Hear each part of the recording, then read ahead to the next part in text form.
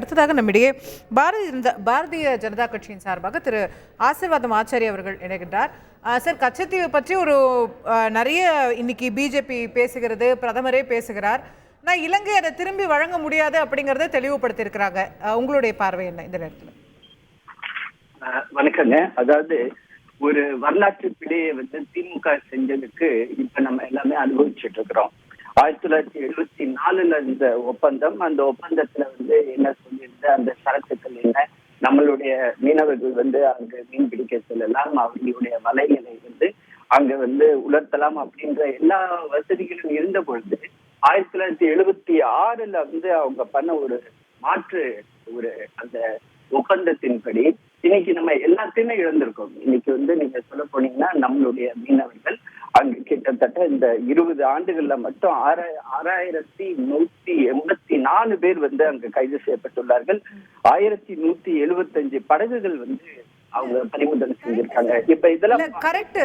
இல்ல, நம்ம இதை தொடர்ந்து பேசிக்கோம். we are aware of all these statistics. But இன்னைக்கு திரும்ப மீட்க முடியுமான்றது தானே கேள்வியா இருக்கு. நீங்க 74ல நடந்ததை பேசுறீங்க, 2024ல அவங்க வழங்க முடியாது, திருப்பி தர முடியாதுன்னு சொல்றாங்கல்ல. இப்போ அதாவது நம்மளை பொறுத்தவரை நம்மளுடைய கச்சத்தீவுன்றது இந்தியாவுடைய ஒரு பங்குன்றது எல்லாருக்குமே தெரியும். அது மோடி அரசுக்கும் தெரியும். கச்சத்தீவை கண்டிப்பாக மீட்டெடுக்க வேண்டியது காலத்தின் கட்டாயம். அதனுடைய முதல் படிதான் இன்னைக்கு மத்திய வெளியுறவுத்துறை அமைச்சரகமே அதுக்குரிய ஆவணங்களை வெளியிட்டிருக்கிறது. இதுவரை வெளியிடப்படாத ஆவணங்கள் என்று வெளியிடப்பட்டதற்கு காரணம் நாங்க அரசியல் செய்யவே இல்லை. இது அரசியல் ஏன் இது வெளியில அவங்க திமுக செஞ்ச அரசியலை மக்களுக்கு எடுத்து சொல்ல வேண்டியது ஒரு அரசின் கடமை. அதனால்தான் அன்னைக்கு ஆர்டிஐயோட டீடைல்ஸ் வெளியில வந்ததுக்கு பிறகு அது ஒரு குறிப்பிட்ட பத்திரிகை வெளியிட்ட இல்ல அக்செப்டட். ஓகே, உங்க பாயிண்ட் அதுதான். நீங்க you have already made your point. 74ல நடந்தது தவறுன்னு சொல்லிட்டீங்க. சரி, ஓகே.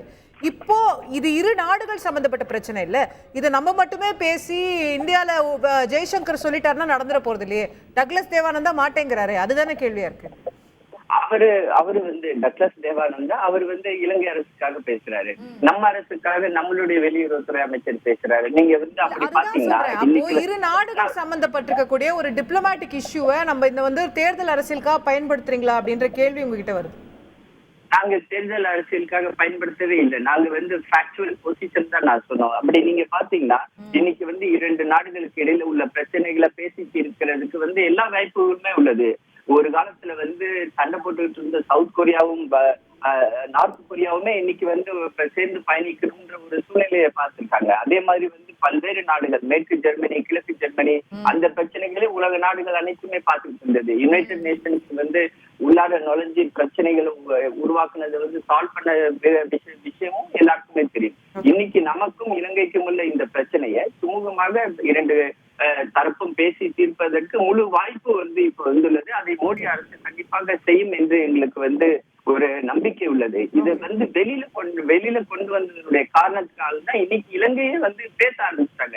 இன்னைக்கு இலங்கையில இது ஒரு பேசு பொருளா மாறி இருக்குது. அது தமிழ்நாட்டில் மட்டும் இல்ல, இந்தியாவிலே இது பேசு பொருளா மாறி இருக்குது.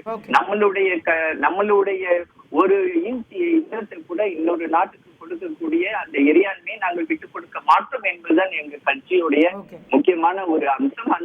அதை நோக்கிதான் நாங்கள் பயணப்பட்டுக் கொண்டிருக்கிறோம். பிரதமர் நரேந்திர மோடி அவர்களுடைய உலகம் சார்ந்த அவருடைய அந்த பார்வை இன்று உலக தலைவர்கள் அனைவருமே பிரதமர் நரேந்திர மோடியை அவர்களுடைய வழிகாட்டுதலுக்காக காத்திருக்கும் சூழலில் இன்று இலங்கையே அதை விட்டுக் கொடுக்க வேண்டும் என்பதுதான் ஒரு முக்கியமான கருத்தாக இருக்கிறது. அதை அவர்கள் பயன்படுத்துவதை கூட அது சரியான ஒரு அணுகுமுறையாக இல்லை. டாக்டர் தேவானந்தா இன்னைக்கு சொல்லியிருக்கிறத நான் முற்றிலுமாக ஐ ஸ்ட்ராங்லி அப்ஜெக்ட்.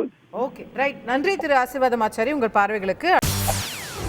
செய்திகளை உடனுக்குடன் தெரிந்து கொள்ள உடனே சப்ஸ்கிரைப் பண்ணுங்க.